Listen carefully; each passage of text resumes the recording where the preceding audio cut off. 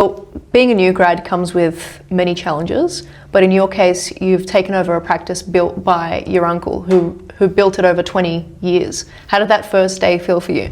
It was quite intimidating, to be honest, walking in there knowing that there were certain aspects I had to maintain, whilst wanting to bring new, fresh things that we've learnt on our journey as chiropractic students to the table. And so trying to balance the nerves and the confidence, that was probably the biggest challenge for me.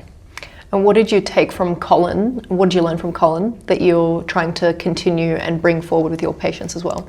Essentially, Colin had a really good ideology in terms of building rapport whilst maintaining that sort of clinical authority, where people trusted him enough because of the person he was outside of the clinic room to put their faith and their money and their time into seeing him for the person he was in the clinic room. And do you think that's something that came naturally to him, or do you think that he learnt that over time? I feel like we all learn things over time, but some of us are more naturally inclined to be able to talk, be able to build rapport like that. And I think being family, our sort of family has that ability to just make anybody in the room feel like they're the most important person there, genuinely. And I think that's what he's been able to do, and that's why it's worked for him. And in terms of your practice now, what have you learned over the last few weeks, months, where you've seen a number of patients? Yeah, so I've been fortunate enough to be in there with Colin since October, doing my placement there as well. But over the last couple of weeks, taking over, sort of the biggest things that have hit me like a truck are sort of trying to get people coming in, that confidence in rescheduling and having that authority to do so, whilst not overstepping and seeming like that typical new grad chiropractor. What was it like seeing your first patient on your own for the first time? It was pretty scary, in total honesty. Going through university, I was lucky enough to study with a really good group of people, went to a few seminars with them. A lot of them, at the start, I had really sort of solid hands when adjusting, and so in the back of my mind I had one of my friends telling me soft hands, William, the whole way through, and it just sort of made that side of the protocol a bit easier. But seeing the first patient come in, it was very, very sort of intimidating until they were on the table and it was just another person that I was helping. What did your friend mean by soft hands? I think it's that nurturing side of chiropractic that no one really knows. Everyone comes to us thinking, oh, let me get my back cracked, let me get my neck cracked, but no one knows sort of the nurturing nervous system side of stuff that we do and sort of that we want to build. We're not all about that quick fix, we're about that constant care that takes us through the rest of our lives. What are some other ways that you've learned over time how to nurture patients? I think it's all about adaptability. Everyone's different, everyone's their own person, so by being able to sculpt care plans and treatment protocols to the person, that's sort of the number one priority, in that where you can sort of make everyone feel like an individual and not just they get a copy and paste treatment plan. And what gives you confidence in recommending those treatment plans?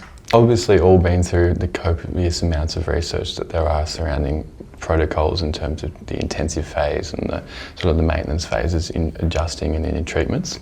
And so having that knowledge in my background, I've done a lot of stuff by Dr. Chestnut and Dr. Glow, and they sort of give you that confidence to push through and say, yeah, I need to see you this many times a week. That's a non-negotiable. Whilst also having sort of that gym program ideology in the back of your mind, you wouldn't go to the gym once in a month and expect yourself to get stronger. You need to be consistent with it. And what advice do you have to maybe chiropractors who aren't necessarily taking over a patient base, but they're starting from scratch?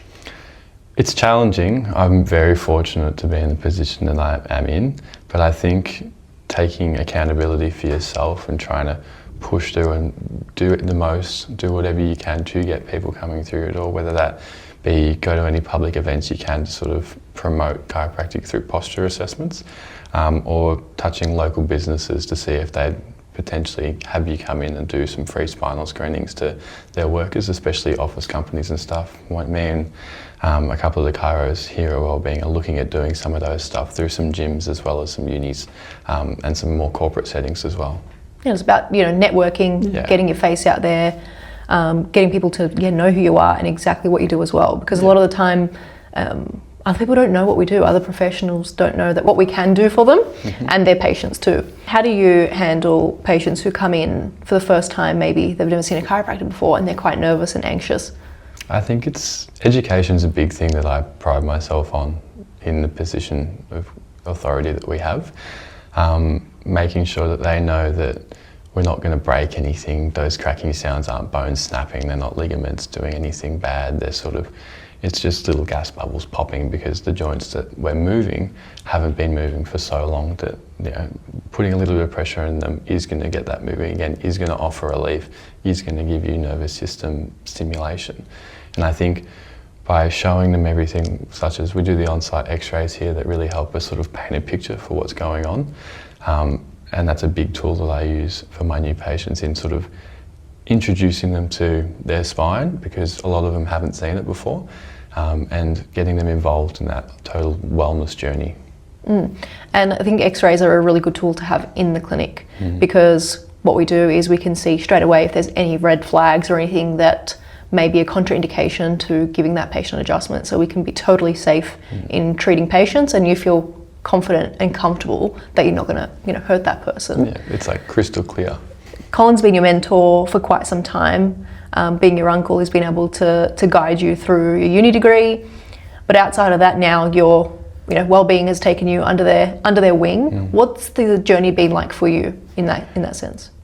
I feel like I've been very fortunate. I've been sort of welcomed with open arms. I've bounced off a few practices, meeting a few doctors, see how everything works, learning different ways, and being allowed to practice in a way that I like, rather than that copy and paste that a lot of places will force you into. Wellbeing's been really good in just letting me do my thing, whilst sort of helping me in my new grad journey to sort of find things that are better than worse. Spent a lot of time here at Hawthorn, which has been really good with Dr. Josh and Dr. Zach, learning things I would never have even thought to do, such as Josh's and Zach doing the animal chiropractic. I stood in today for a couple and I was just sort of blown away by some of the sort of turnaround that these animals are having. To then going to Richmond with Dr. Anthony, who is, that whole soft hands approach is just amazing. I've never met a chiropractor who just does things that are so easy, so soft, no discomfort, nothing, just purely just what needs to go goes, and that's it. And it's been wonderful. Yeah, you're right. We are very fortunate to work alongside such a big team where there's so many different chiropractors, different, obviously a lot of knowledge and a lot of experience, but also different, I guess, niches. Josh and Zach, being able to see dogs and treat dogs and animals is amazing, and it's really good exposure for us to be able to go in and observe one or two of those. Tell us about your early experience with, you got your ARPA registration, you got that email. How did that feel? It was kind of good, because as we were all going through exams, because our last exam date was so late that we would have to apply for our ARPA regos earlier, knowing that had come through sort of finalised the stress to leave my body, that the exams were done, everything had been passed, everything had been done to what it needed to be done to. And so it was like, phew, next chapter, let's start, let's see what we can do. Did you know what you needed to do next? No, I emailed Shelley straight away and was like, I've got this, what do I do? And she was very good. She sort of sent me in all the right places and helped me out. And sounds like Shelley. Yeah, she's good like that. And even emailing Colin, being like, hey, what do I do? What's next? What are we doing to get this ball moving? I'm ready to go. I think I was just really eager to start.